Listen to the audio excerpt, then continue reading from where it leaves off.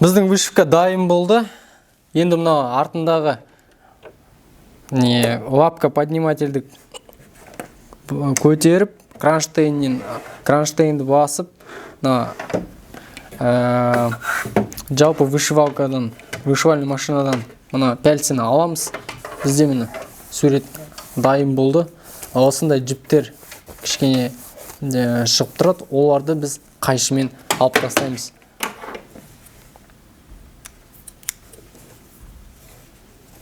Қайшымен алып тастаймыз.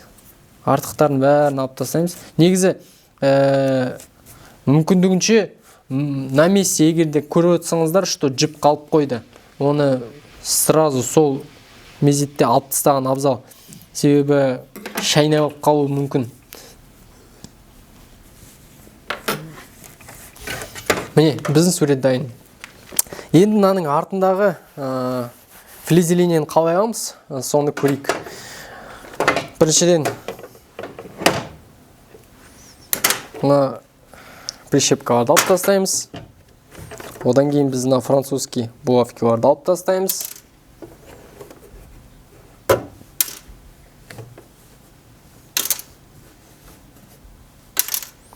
И тағы бір прищепка қойды.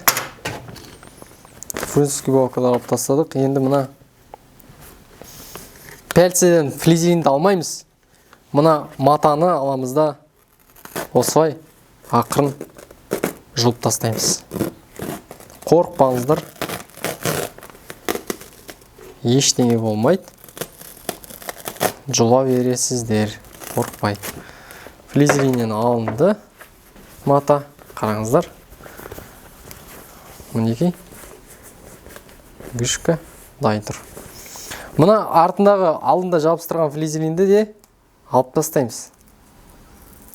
Бұл жерде енді трехнитка кішкене абайлап алу керек, жалпы негізі қорықпай алып тастайсыздар.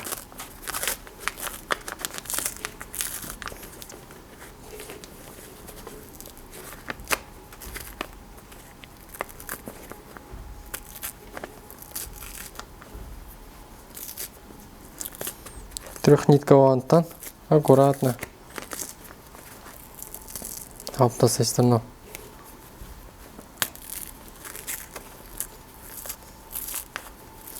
бұл кішкентай жіңішке флизелин, сапасы төмендеу. Жабысқан кезде қатты жабыса ма, матаны бүлдіріп, артындағы нені тоқымасын тартады. Сондықтан мен ана қалын қолданған жөн көрем. Бір жол жота жіңішкесін қолдандық.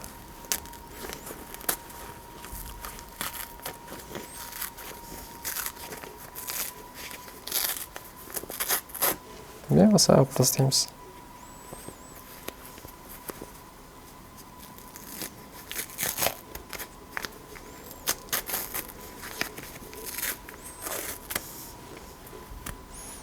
Все, флизелинді алып тастадық. Вышивканың өзі қалды. Мынау артқы жағы қараңыздар. Мынау алдыңғы жағы.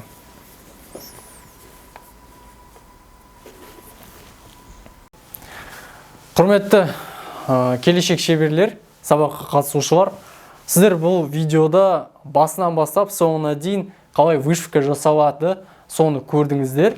Барынша барлығын түсіндіруге әрекет еттім. Анықтап, жақсылап тұрып қарап, әрине осы көргеніңізді қайталаңыздар. Тек қана қайталаған сайын сіз өзіңіздің тәжірибеңізді арттырасыз. Сіздермен болған заманмен кестелеу онлайн сабағы келесі видеода, сабақтарда көріскенше.